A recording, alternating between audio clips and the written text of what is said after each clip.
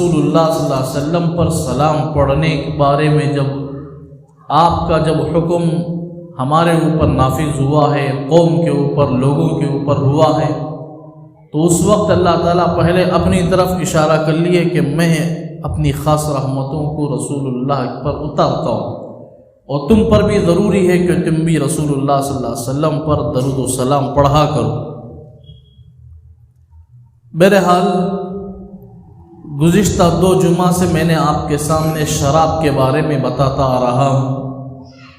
یہ بتانا اصل مقصد نہیں ہے، بیان کرنا اصل مقصد نہیں ہے، میں بول دیا، آپ سن لیے، چلے گئے، یہاں سے ہماری باتیں ختم ہو گئی، مسجد کے باتیں مسجد میں ختم ہو جائے، باہر جانے کے بعد اس عمل کو یا اس کارنامے کو کرنا اور سننا بولنا ضروری نہیں ہے۔ امام کو ہم نے امام بنا دیا، خطیب بنا دیا، ہم نے اسے بٹھا دیا کچھ بولنے کے لیے، اور وہ بول دیا، ہمارا سننے کا کام ہے، سن لیے اور چلے گئے، یہ ہماری ذمہ داری نہیں ہے، یہ ہماری ذمہ داری نہیں ہے۔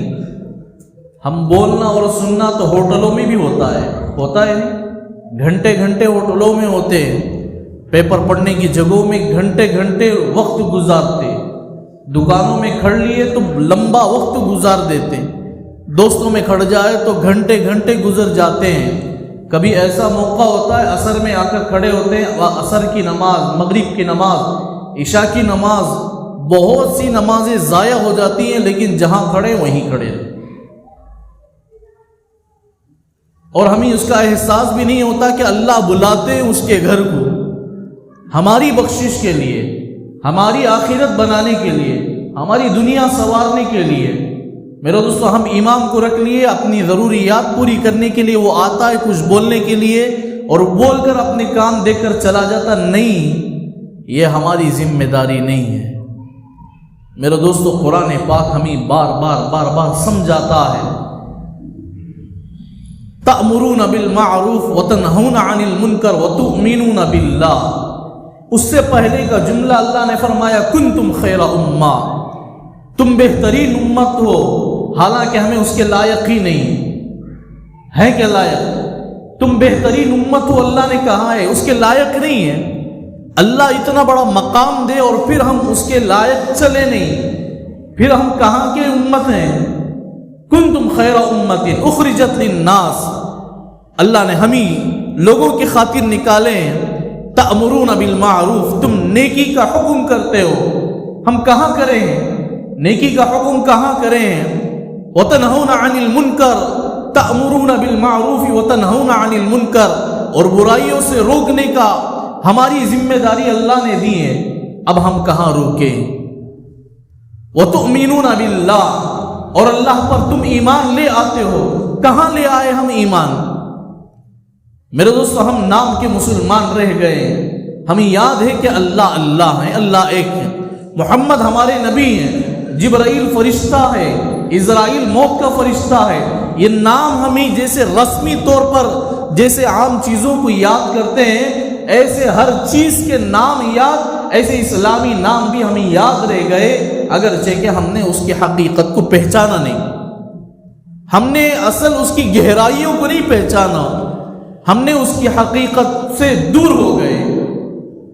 میرے دوستو، یہ ہماری ذمہ داری ہے، اور اللہ نے فرمایا تأمرون بالمعروف، تم نیکی کا حکم کرتے رہو، اور کرتے ہو، کہاں کرتے ہیں ہم لوگ؟ وتنہون عن المنکر، اور تم برائیوں سے روکتے ہو، کہاں روکتے ہیں ہم لوگ؟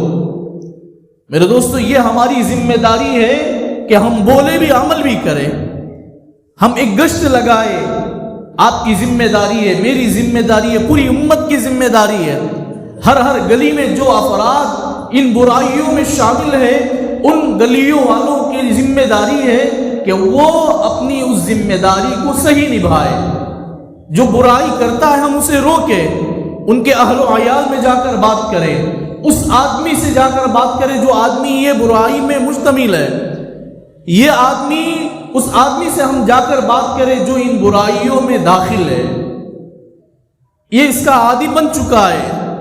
میرے دوستو، ہماری ذمہ داری ہے، ہمیں اس کا احساس نہیں ہے۔ لوگ جمعے کا بیان سن لیتے ہیں اور بولنے کا کام ان کا ہے، سننے کا کام ہمارا نہیں ہے، یہ ہماری ذمہ داری لاپرواہی کی نہیں ہے۔ میرے دوستو، اگر ہم یہ لاپرواہی زندگی گزارتے رہیں گے نا، کبھی نہ کبھی حدیث میں آتا ہے، رسول اللہ صلی اللہ علیہ وسلم کا فرمان ہے، بنی اسرائیل میں اللہ پاک نے، یہ حضور علیہ السلام کا قصہ ہے، حضور صلی اللہ علیہ وسلم نے ایک قصہ سنایا ہے۔ بنی اسرائیل میں ایک قوم کو اللہ نے آسمان تک، کہاں سے؟ زمین سے آسمان تک لے جا کر الٹنے کو، یوں ہی پلٹانا، الٹنے کو اللہ نے حکم فرمایا، ایسے ہی جا کر اونگے منہ مار دو۔ اب حضرت جبرائیل امین نے اللہ پاک سے فرمایا، یا اللہ، ان میں سے ایک نیک آدمی ہے جو عبادت کرتا ہے، آپ کے خاطر تنہا ہو کر عبادت کرتا ہے، آپ سے گڑ گڑاتا ہے، روتا۔ اللہ نے کہا پہلے اسے لے جا کر ڈالو، پہلے اس سے شروع کرو، پہلے اس سے ڈالو، پھر دوسری قوم کو ڈالو۔ حضرت جبرائیل نے فرمایا، یا اللہ، وہ آپ کا محب ہے، آپ کو یاد کرنے والا ہے۔ اللہ پاک حضرت جبرائیل سے فرماتے ہیں، جبرائیل، تجھے معلوم نہیں کہ یہ آدمی جنت کو چاہتا ہے، لیکن وہ اس کے سامنے جتنے لوگ برے عذاب میں، بری حرکتوں میں داخل ہو کر جہنم میں جانے والے ہیں، ان کو دیکھ کر اس کا احساس بھی نہیں کرتا ہے، اس کے اندر اس کی چنگاری بھی داخل نہیں ہے کہ اسے، ان لوگوں کو ان برائیوں سے روکے، خود اپنی زندگی تک دیکھنا چاہتا ہے۔ اللہ نے فرمایا، جبرائیل، پہلے اس آدمی سے شروع کرو۔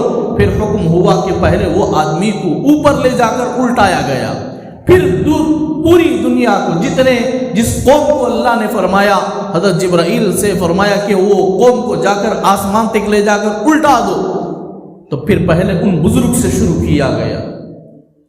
میرے دوستو، حالات ہم پر بھی آ سکتے ہیں، اللہ ہماری حفاظت فرمائے۔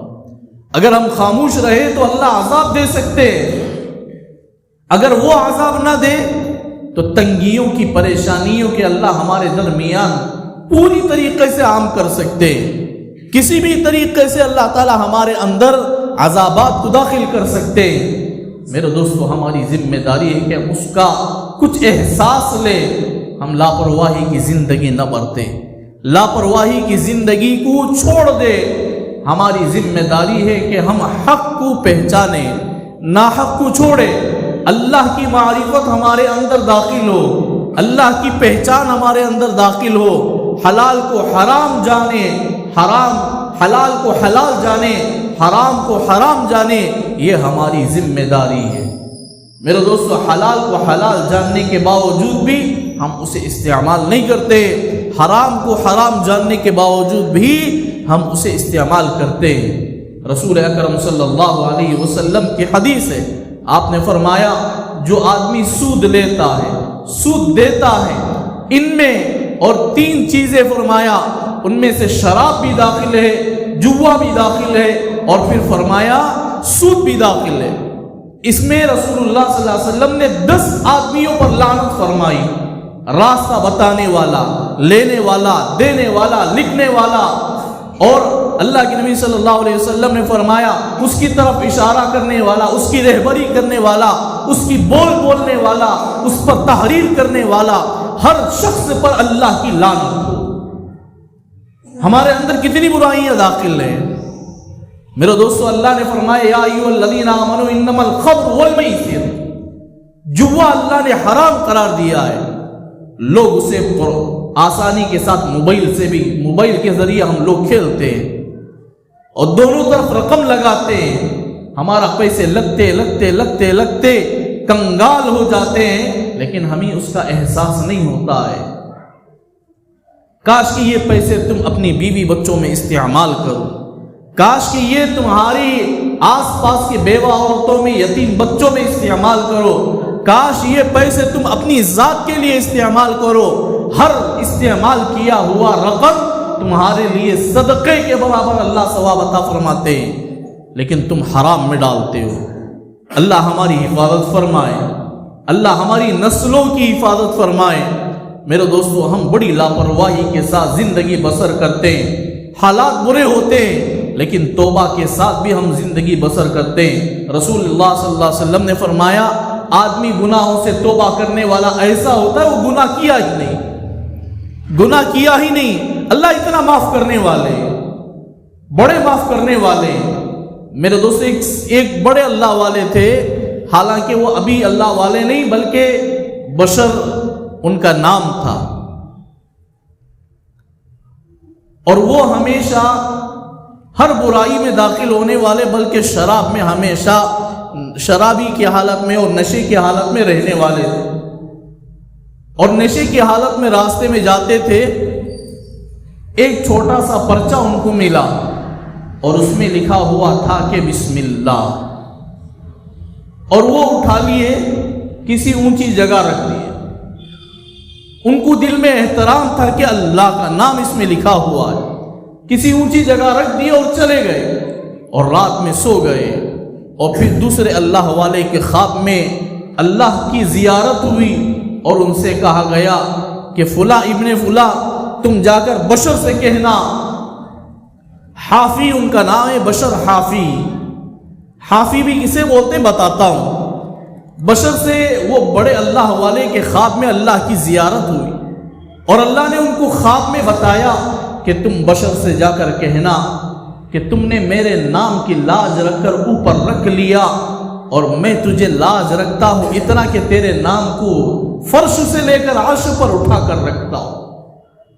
اور پھر جب صبح سویرے اٹھے، وہ اللہ والے نے ان کو وہ خوشخبری سنائی، تو پھر توبہ کیے، ایسی توبہ کیے کہ اللہ کے نبی صلی اللہ علیہ وسلم کی جو حدیث ہے، توبہ کرنے والا ایسا ہوتا ہے کہ وہ گناہ کیا ہی نہیں، اور اتنے پاک و صاف ہوئے، اور وقت کے اللہ والے بن کر دنیا سے رخصت ہوئے۔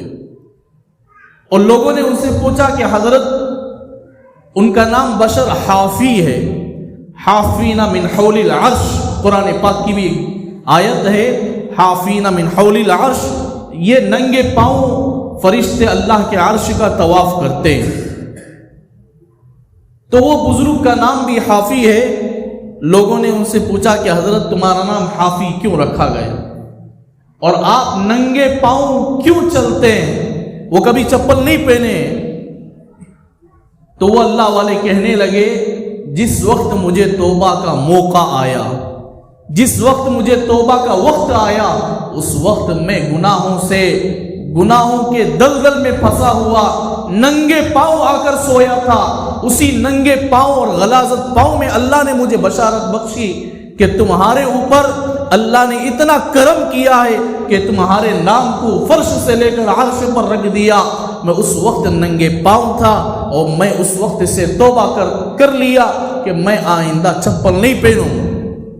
اور پھر بعضوں نے کہا کہ اللہ نے زمین پر فرش بنایا ہے، زمین کو اللہ نے فرش بنایا ہے، تو یہ اس فرش پر کوئی آدمی چپل پہن کر نہیں جاتا ہے، اس لیے میں اللہ کی زمین میں کبھی چپل نہیں پہنوں گا، اس لیے ان کا نام بشر حافی رکھ لیا گیا۔ تو میرے دوستو، توبہ کا موقع ہے، ہم ہی توبہ کر لیں، ان برائیوں سے نکل جائے جن برائیاں ہمارے اندر داخل ہو گئی۔ شراب جیسی چیز، جوا جیسی چیز، حرام کے استعمال کرنے میں، جیسا کہ ہم سود لے کر کھاتے پیتے اور پہنتے اور اپنی زندگی میں اکثر چیز کا استعمال کرتے ہیں۔ میرے دوستو، ہم توبہ کریں، جتنی چیزیں ہمارے اندر آ گئی ہیں ان پر توبہ کریں۔ جب تک ہمارا سود کا یہ رقم ختم نہیں ہوتا، ہم توبہ کے ساتھ زندگی گزارے۔ کہیں ایسا نہ ہو کہ توبہ نہ کرے، اللہ اپنے در پر بلا لے، پھر اللہ ہماری حفاظت فرمائے، ہمارے حالات کیا ہوں گے۔ تو میرے دوستو، جو حالات بدلتے جا رہے ہیں ان حالات پر ہم خاموشی نہ رہے، یہ ہماری ذمہ داری ہے کہ ہم دوسروں کو بولتے رہیں۔ اس کا یہ مطلب نہیں کہ تبلیغ والے جا کر بولے، جھپا پہننے والے جا کر بولے، داڑھی رکھنے والے جا کر بولے۔